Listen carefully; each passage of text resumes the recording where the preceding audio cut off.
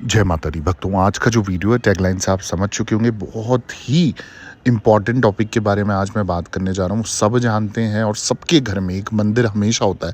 हर सनातनी, हर हिंदू धर्म में हर एक घर में एक मंदिर, भगवान की तस्वीर, भगवान की फ़ोटो, पूजा पाठ ज़रूर किया जाता है। कम से कम एक दिया तो रोज़ जलाया जाता है या धूप ज़रूर जलाई जाती है। अब पूजा घर बनवाते समय अगर आप स्पेशल पूजा का जो रूम बना रहे हैं या पूजा का जो जहाँ पूजा करते हैं आप, उस समय पे, उस जगह पे आपको कुछ ऐसी ख़ास बातों का ख़्याल रखना है कि आपके घर में अगर वो अनर्थ होने से आप बचाना चाहते हो, तो जो मैं बता रहा हूँ इनको ध्यानपूर्वक सुन लीजिए, समझ लीजिए। मैं गारंटी दे रहा हूँ आपके जीवन में खुशहाली का समय आ जाएगा और जो भी कले कलेश मचता है या जो भी संकट बाधा आती है ना, वो टल जाएंगी अगर आप मंदिर मेरे बताए अनुसार पे इस तरीके से इन बातों का ख्याल रखते हो। ठीक है। अब मैं सबसे पहले बात करूँगा हिंदू धर्म में ना, जो एक घर में पूजा स्थल होना बहुत ही ज़रूरी माना जाता है, क्योंकि अब हर रोज़ हम पूजा पाठ करने के लिए मंदिर तो जा नहीं सकते या कहीं पर भी हम जा नहीं सकते, रोज़ नहीं कर सकते। तो हम चाहते हैं कि हमारे को घर में ही ये सुविधा मिल जाए। घर में सुविधा मिल जाए तो घर में एक छोटा सा हम मंदिर बना लेते हैं। आजकल तो लकड़ी के, मार्बल के, टाइल्स के, पता अलग अलग तरीक़ों के मंदिर बने बनाए आ रहे हैं और उनको हम बना लेते हैं, रख देते हैं घर पे।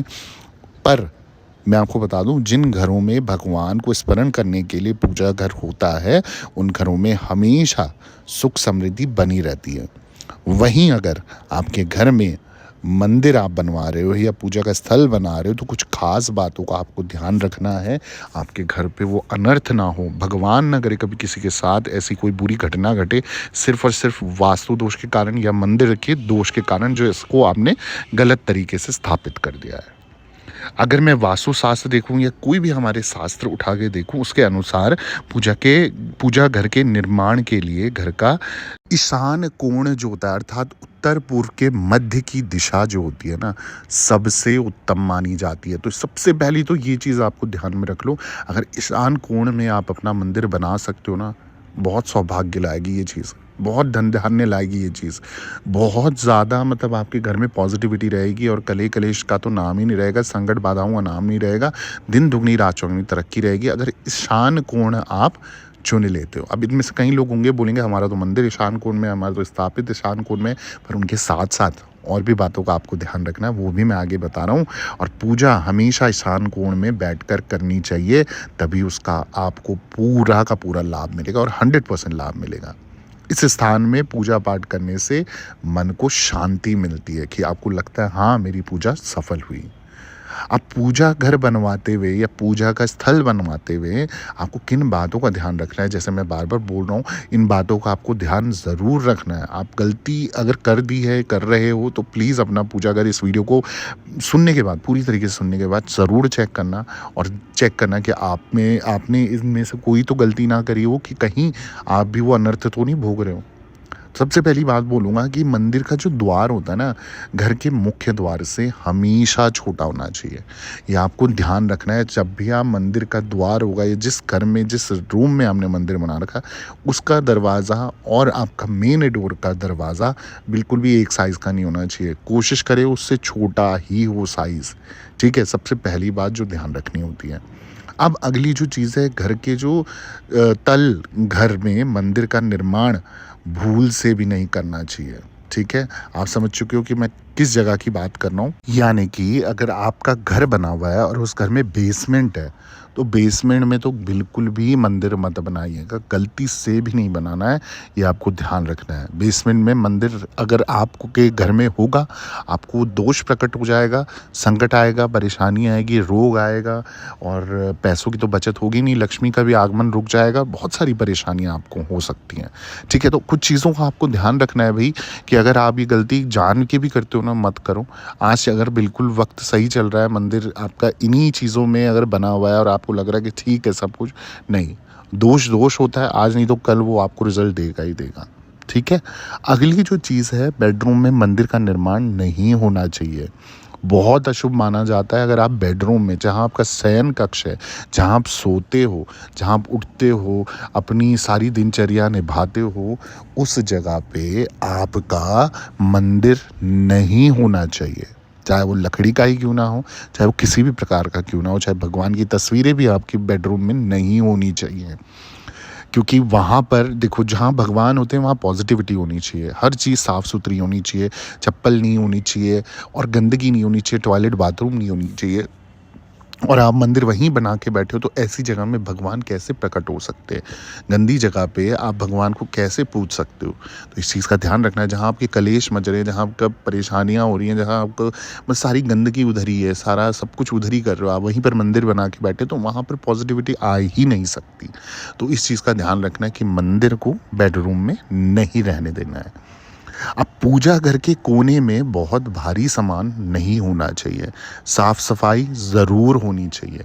इसका मतलब है कि भैया, अगर आपका जहाँ पूजा घर है ना, उसके कोने में, जहाँ पूजा घर है उसके कोने में आसपास में कोई भी ऐसा भारी सामान, जैसे संदूक हो गया, लोहे से बनी कोई चीज़ हो गई, मशीनरी चीज़ें हो गई, वॉशिंग मशीन हो गई, जैसे बड़ी बड़ी चीज़ें होती हैं, तो ऐसे सामान और ऐसे भारी चीज़ें आपको बिल्कुल नहीं रखनी है। और साथ ही साथ साफ़ सफाई का आपको खास से ही ध्यान रखना है। हल्का सा जाला लग रहा है, कोई कीड़े मकोड़े चल रहे हैं, सब साफ़ करना है। धूल मिट्टी बिल्कुल नहीं जमने देनी। जहाँ धूल मिट्टी होगी ना, वहाँ लक्ष्मी माँ कभी नहीं बैठेगी, ये ध्यान रखना, ये मेरी गारंटी है।